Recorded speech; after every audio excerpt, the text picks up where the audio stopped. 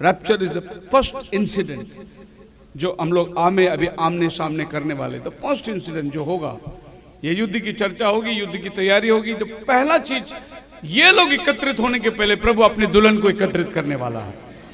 So it is the greatest sign for the bride. दुल्हन के लिए सबसे बड़ा आश्वासन है। इस युद्ध के द्वारा आप और हम एक तसल्ली पाने के समय में है कि प्रभु का आना बहुत निकट है। अभी इस युद्ध के बारे में जो चर्चा हो रही है, नंबर 1, 2, 3 में 2-3 बातें आपके सामने आज के दिन के लिए रखना चाहता हूं। सबसे पहले, ये जो घटनाएं हो रही है, ये आपको रैप्चर में लेके जाके खड़ा करेगी। ये जो भी हो रही है, इसका मतलब है हमारा रैप्चर निकट है। हमें नहीं मालूम दुनियावी लोगों की क्या होने वाली है, लेकिन हमारा एक भला होने वाला है। प्रभु आने वाला है अपने दुल्हन को ले जाने के लिए। आप रैप्चर के भागी हैं, बोलो हालेलुया। क्योंकि इज़राइल आपका टाइम पीस है, आपका रैप्चर को प्रभु दर्शाता है। तुम देखो कि जब यरूशलेम को चारों तरफ से दुश्मन घेर लेगा, अपने हाथ को ऊपर उठाओ, तुम्हारा उद्धार निकट होगा। अब प्रभु ने इज़राइल के साथ जो प्रॉमिस किया है, वो प्रॉमिस आपके और हमारे लिए रैप्चर का प्रॉमिस है। उनके साथ जो भी घटना होगी, वो उसका असर जो है वो आपके और मेरे साथ रहेगी। सो इज़राइल हमारे लिए एक बहुत बड़ा, और ये तो होना ही है दोस्तों। अगर आपको लगता है कि रैप्चर जल्दी होना है, तो प्रार्थना करो युद्ध जल्दी हो जाए। आपको अगर रैप्चर की ज्यादा प्यास है, आवेश है, तो बोलो प्रभु भविष्यवाणी जल्दी होने दे, मुझे जाना है धरती से।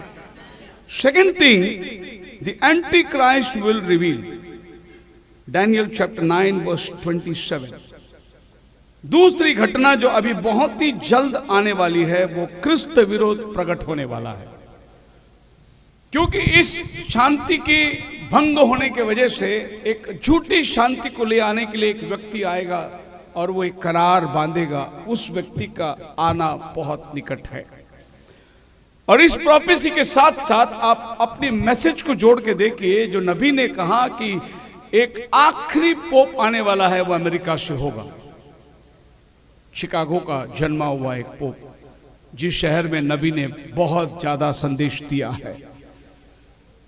अब वो भविष्यवाणी के मुताबिक अमेरिका जो है बहुत ही मजबूती स्थान पर आकर खड़ा है इज़राइल को साथ देने के लिए।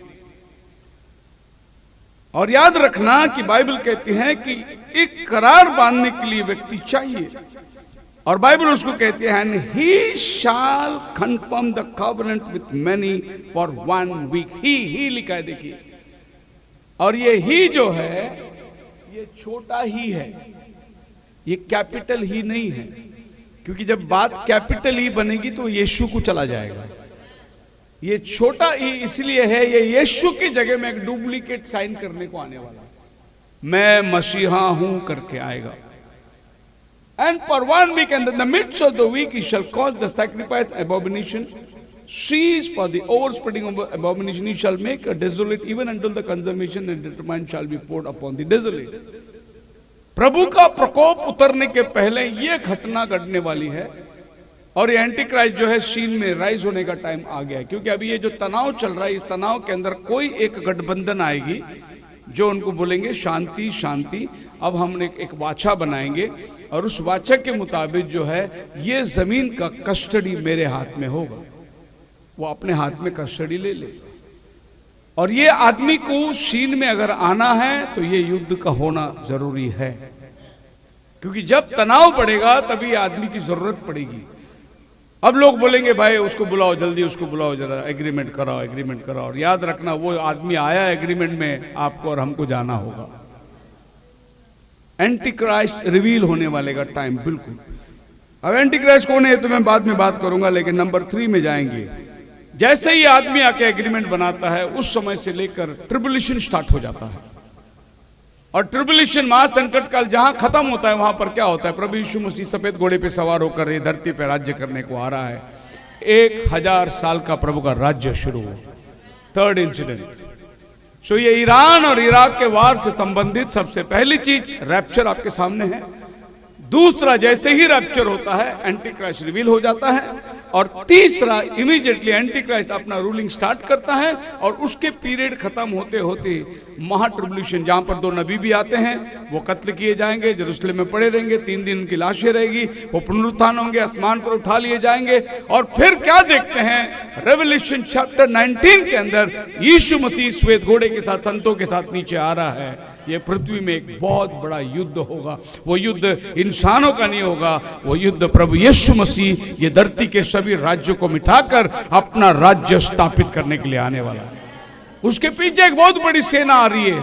वो सेना कौन है? जो लोग रैप्चर में जाते हैं वो उसके साथ राज्य करने के लिए धरती पे आ रहे हैं। बोलो हालेलुया। कितना बड़ा आश्वासन यह बाइबल आपको देती है। तो आप क्या सोचते हैं? मैं समझता हूं कि जल्दी हो जाइए, ताकि हम फिर प्रभु यीशु के साथ ये धरती पर राज्य करने के लिए आए। वहां पर शांति होगी और शांति का वातावरण बना रहेगा। मैथ्यू 24:6 के अंदर, You shall hear of wars and rumors and wars. See that ye not be troubled. मैं आपको शुरू से यही बोलने की कोशिश कर रहा हूं, तुम घबराओ मत, क्योंकि यीशु नहीं बोला तुम मत घबराओ। बोलो हालेलुया। ये आश्वासन मेरे लिए है, ये आश्वासन आपके लिए है। तुम युद्ध की चर्चा सुनोगे, लेकिन तुम मत घबराना।